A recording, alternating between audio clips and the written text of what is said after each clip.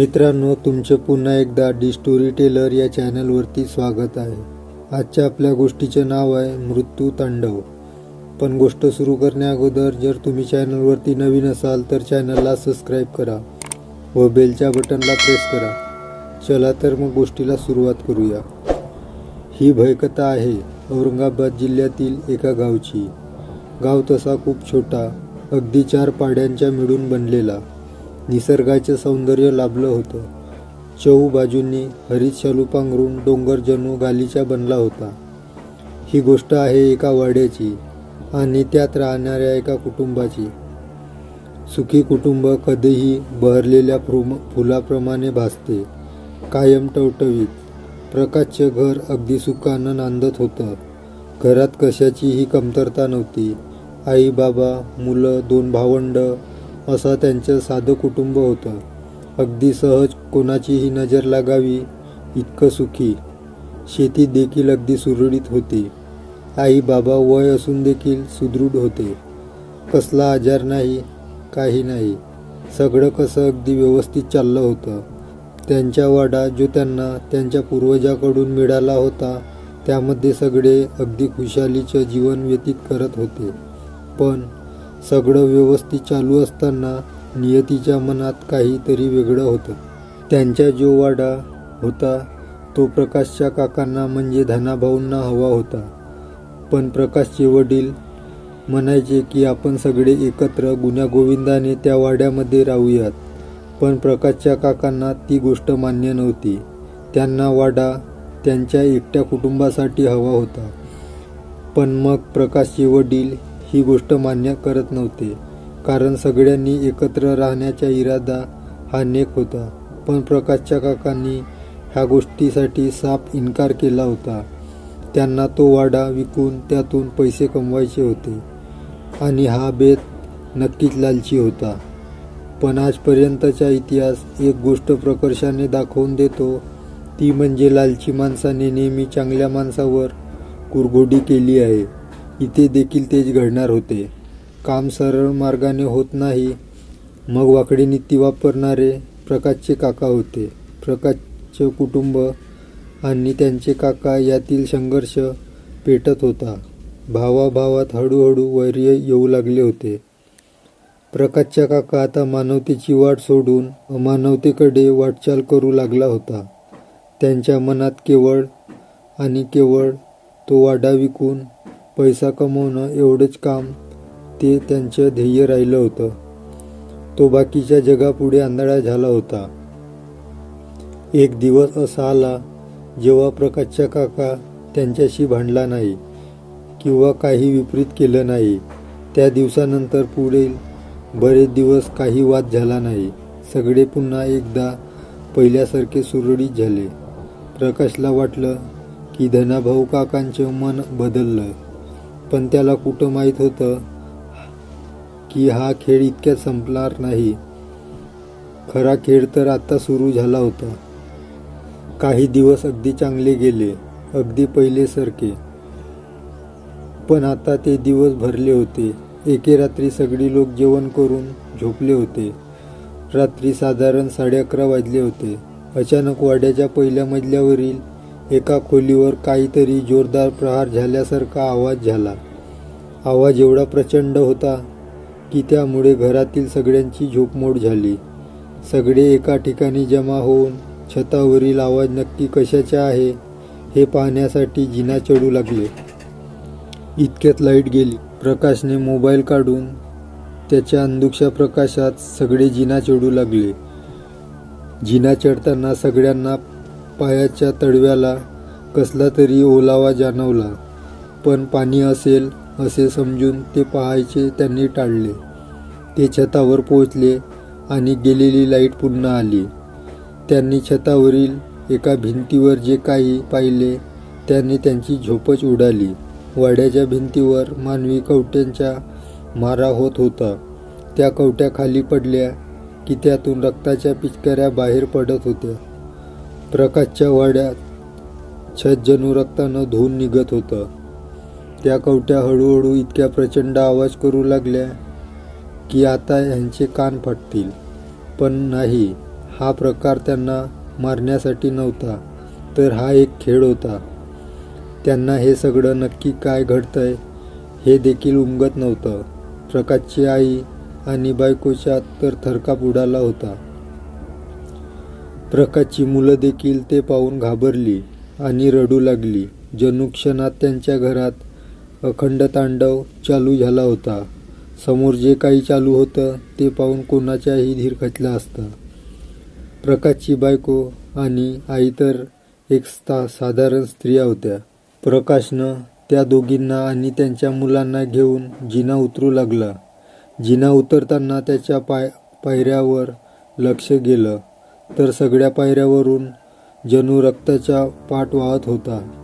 आता त्याच्या लक्षात आलं की मगाशी जेव्हा पायऱ्या चढत होतो तेव्हा पायाला जाणवणारा ओलावा हा पाण्याचा नसून रक्ताचा होता.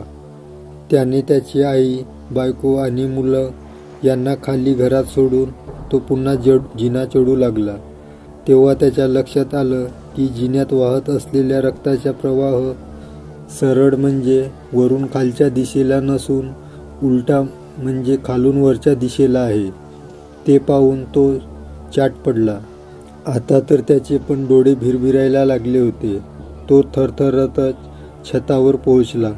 त्याला तिथे अजून एक धक्कादायक गोष्ट दिसली.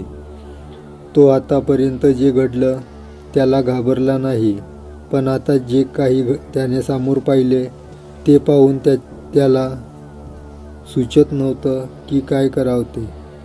त्याचे वडील रक्ताने माखलेल्या मानवी कवट्या चाटत होते. तो हळू त्याच्या जवळ गेला. त्याने त्यांना आवाज दिला. त्यांना काहीच जाणवत नव्हते. जणू ते संमोहित झाले होते. प्रकाशच्या मात्र स्वतःच्या वडिलांना त्या अवस्थेत पाहून अस्वस्थ वाटू लागले. त्यांचे डोळे देखील पाण्याने भरून आले आणि त्याने रडत्या आवाजात त्याच्या वडिलांना हाक दिली. आबा, काय करताय तुम्ही हे?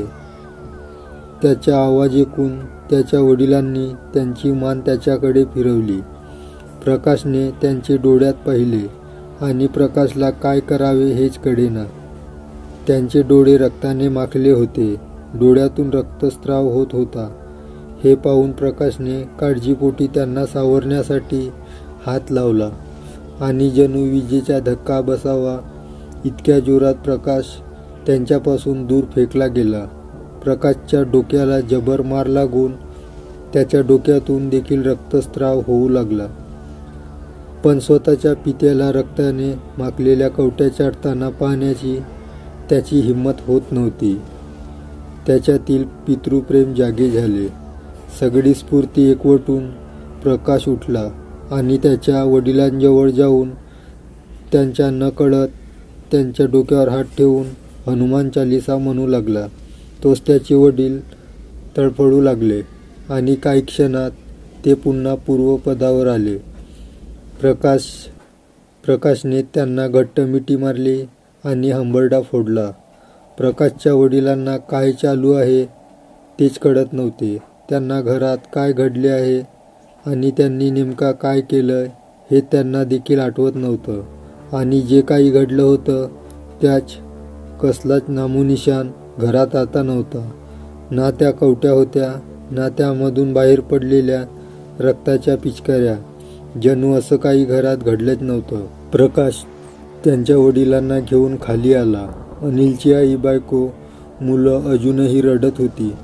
घराच्या छतावर त्यांच्या मागे काय घडलं ते अजून कोणालाही सांगितलं नव्हतं. रात्रीचे सुमारे 1:30 वाजले असतील, पण तरी घरात एक आक्रोश होता, एक एकांत होता. प्रकाशने वातावरण हलके करण्याचा प्रयत्न केला. त्यांनी सगळे घर फिरून पाहिले. आता घर अगदी पूर्ववत झाले होते. रक्ताचा एकही थेंब तिथे नव्हता.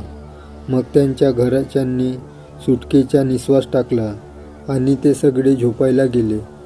पण अनिलला मात्र झोप येत नव्हती.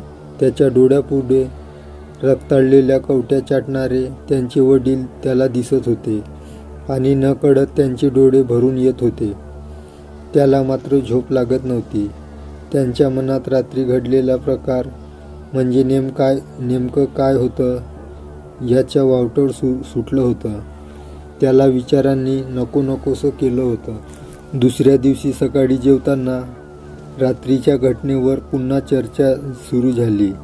आतापर्यंत जवळजवळ सगळ्यांच्याच लक्षात आलं होतं की झाला प्रकार हा काही मानवीय नव्हता.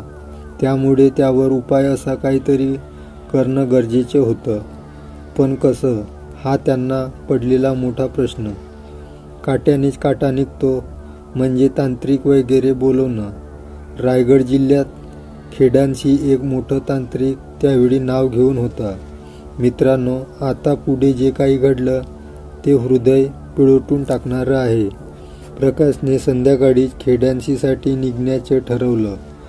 तो मात्र संध्याकाळ होताच खेड्यांशीसाठी रवाना झाला. इकडे घरी त्यांचे आईवडील, बायको, मुलं, त्यांच्या विना घराला जणू आधारच नव्हता. रात्र झाली होती. रात्र जणू वैऱ्याची होती. पुन्हा तोच किर्र अंधार, तेच रातकिडे जणू कालच्या रात्रीला पुन्हा आमंत्रण देत होते. आजची रात्र वैऱ्याची असल्याचे संकेत प्रकाशच्या कुटुंबियांना खानोखानी मिळत होते. पण म्हणतात ना, विनाशकाले विपरीत बुद्धी, तशी गत त्यांच्या कुटुंबियाची झाली होती. नेहमीप्रमाणे जेवण करून आपापल्या खोलीत गेले. सगळ्यांना झोप लागली. त्यांना वाटले कदाचित आज काही घडणार नाही. पण कधीकधी असे समाज गैरसमजात विलीन होतात आणि धुळीला मिळतात. ती माणसं सगळी अगदी शांत झोपलेले असताना अचानक छतावर जोरदार आवाज आला. सगळे घाबरून जागे झाले. पण प्रकाशचे वडील अजूनही गाढ झोपेत असल्यासारखे खाटेवर पडून होते. प्रकाशची आई, बायको आणि मुलं सगळी त्यांच्याच खोलीमध्ये जमा झाली होती. प्रकाशच्या वडिलांचे श्वासोश्वास ठीकठाक चालू होते. प्रकाशची आई रडत होती. हे पाहून मुलांनी पण रडायला सुरुवात केली. पुन्हा एकदा पूर्ण घर एकांतात न्हाऊन गेलं. प्रकाशची आई जीवाच्या आकांताने प्रकाशच्या वडिलांना उठवण्याचा प्रयत्न करीत होती. पण प्रकाशचे वडील काही केल्या जागचे हलत नव्हते. प्रकाशची आई रडून रडून एका कोपऱ्यात निपचित पडली होती. आणि इतक्यात प्रकाशचे वडील खाटेवरून उठले आणि चालू लागले. प्रकाशच्या बायकोने त्यांना अडवण्याचा प्रयत्न केला, पण ते थांबले नाही. ते छताच्या दिशेने चालू लागले. प्रकाशच्या घरातील एकांत वाढत चालला होता. त्यांच्या पाठोपाठ प्रकाशचे अख्खं कुटुंब छताच्या दिशेने चालू लागले. आणि प्रकाशच्या वडिलांच्या तोंडातून शब्द बाहेर पडले, तुम्ही ह्याच्या मागोमाग येऊ नका. जे ह्याला भोगणे आहे ते विनाकारण तुम्हाला येणार. परत जा. उगाच मागे येऊ नका. मला तुमच्याशी काही घेणं देणं नाही. मला ह्याला न्यायचे आहे आणि मी ह्याला नेणार. माझं वैर ह्याच्याशी आहे, तुमच्याशी नाही. असा काहीसा आवाज त्यांच्या मुखातून बाहेर पडला. पण तो आवाज त्यांचा नव्हता. तो आवाज दुहेरी येत होता. आता दोन लहानग्यांना खाली ठेवून तरी छतावर कसं जाणार, म्हणून प्रकाशच्या बायकोने त्यांना सुद्धा वर नेले. प्रकाशची आई देखील छतावर गेली. तिथे जाताच पुन्हा कालच्या रात्री जसे घडलं तेच पुन्हा घडू लागलं. पण यावेळेस त्या घरावर मानवी कवट्या आपटत नव्हत्या, तर मानवी प्रेत पडत होती. ते पाहून तर प्रकाशच्या आईला जागीच हृदयविकाराचा झटका आला आणि ती गतप्राण झाली. प्रकाशच्या आईला पडलेले पाहून प्रकाशचे बाबा एकदम शक्ती संचारल्यासारखं छताच्या संरक्षण भिंतीवर चढू लागले आणि त्यांनी तिथून उडी घेऊन छतावर पडणारं एक प्रेत पकडलं आणि त्या प्रेताला पकडून ते प्रकाशच्या आईच्या मृतदेहाकडे पाहून मिश्किलपणे हसत म्हटले, एकदा सांगितलेलं कळत नसेल म्हातारीला. एकताच प्रकाशची बायको आणि मुलं प्रकाशच्या बाबांची नजर चुकवून जिन्यात येऊन लपून बसली आणि पुढे काय घडतंय ते पाहू लागली. प्रकाशच्या बाबांनी पकडलेलं प्रेत त्यांनी मांडीवर घेतला आणि त्या प्रेताची बोटे चावू लागले. नंतर त्या प्रेताची पोट फाडून आणि ते पण खाऊ लागले. तो किळसवाना प्रकार प्रकाशच्या बायकोला पाहवत नव्हता. मुलांची तोंड दाबून त्यांना आपल्या पोटाशी बिलगून ही माऊली आपल्या घरातील मृत्यूतांडव पाहत होती. डोळ्यात अश्रू तर होते, पण पुढे जाण्याची हिंमत नव्हती. थोड्या वेळ असाच घडत राहिलं. अचानक प्रेत पडायचं बंद झालं. प्रकाशच्या वडिलांनी हातातील प्रेत फेकून दिलं आणि छताच्या संरक्षण भिंतीवर चढून काही कळायच्या आत खाली उडी मारली. प्रकाशच्या बायकोने एवढा वेळा गिळलेला आवंडा आटत तिला आवरता आला नाही आणि ती जोरात ओरडली. ती हताश नजरेने जिना उतरून खाली येऊन त्या 2 जीवांना लपेटून ओक्साबोक्सू रडू लागली. तिला रडता रडता सकाळ झाली. सूर्याच्या पहिल्या किरणाला घेऊन प्रकाश तांत्रिकासोबत वाड्यात घुसला आणि त्याची समोर पडलेल्या पित्याच्या मृतदेहावर नजर पडली आणि त्याच्यातला प्रकाश जणू हरवलाच. त्याला सावरणे कठीणच होते, पण अजून काही संकट यायच्या आधी त्याला आता सावरणे गरजेचे होते. घरात आल्यावर त्याच्या बायकोने त्याला त्याची आई गेल्याचे अजून सांगितले नाही. त्या तांत्रिकाने पूजा मांडली. पूजेला प्रकाश आणि त्याची बायको गुन्हेगारी नजर घेऊन त्यांच्यासोबत पूजेला बसली. तांत्रिकाने मंत्रोच्चारणा चालू केली आणि अचानक प्रकाशची हालचाल विक्षिप्त होऊ लागली. काहीतरी विक्षिप्त आत्मा प्रकाशच्या शरीरात प्रवेश करून आली. प्रकाशचा आवाज आता दुहेरी येत होता आणि त्या दुहेरी आवाजात त्या तांत्रिकाला म्हणत होता, आता कशाला बोलवलास मला? माझ्या काम केलंय मी. मला ज्याच्यासाठी पाठवले होते त्याला मी नेलं. आता माझे काम संपलं.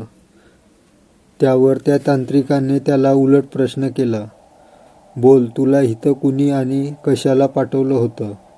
ह्यावर प्रकाशच्या शरीरात घुसलेल्या त्या आत्म्याने खूप आडेमेढे घेतले आणि जेव्हा त्या तांत्रिकाने अखेरच्या वर म्हणून त्या आत्म्याच्या प्रिय व्यक्तीला छळण्याचं बोलणं केलं, तेव्हा तो आत्मा उद्गारला, मला इथं हरिभावनं धाडलं होतं. मला ह्यो वाद मोकळा करण्यापरीस त्या आबाला घेऊन जायला त्यानं मला इथं धाडलं होतं. मी आबाला नेलं. माझं काम संपलं. आता मी परत नाही येणार इथं. असं काहीसं तिरकस बोलणं करून तो आत्मा प्रकाशच्या शरीरातून गेला. आता त्या तांत्रिकाने वस्तुशुद्धीकरण करून घेतलं. प्रकाश खूप सारे उपाय देऊन तो तांत्रिक तिथून चालता झाला. प्रकाशने अश्रुनयनांनी आपल्या मातृपित्यास अंत्यअग्नी दिली आणि एक काळी रात्र म्हणून ती घटना स्मरणास ठेवून आता पुढच्या आयुष्याच्या वाटचालीस लागला आहे. तो वाडा धनाभाऊला तर कधीच मिळाला नाही, उलट त्याचे अख्खं घरानं मातीत मिळालं आणि तो आयुष्यभरासाठी वेडा होऊन बसला. आज 22 वर्षापेक्षा जास्त काळ लोटून गेला, पण आजही प्रकाश ती काळरात्र विसरला नाही. आज त्या वाड्यासमोरून जाताना त्याच्या वाड्यासमोर एक माणूस स्वतःच्या पापाची भरपाई करीत असताना दिसतो. फाटके कपडे, वाढलेले केस, निदाडी. हा माणूस म्हणजे दुसरा तिसरा कोणी नसून धनाभाऊ आहे. त्याला त्याची करणीची शिक्षा आजही मिळत आहे. मित्रांनो, ही कथा तुम्हाला कशी वाटली? लाईक व कमेंट करून नक्की सांगा. व चॅनलवरती नवीन असाल तर चॅनलला सबस्क्राईब करा. भेटूया अशाच एका नवीन गोष्टीसोबत.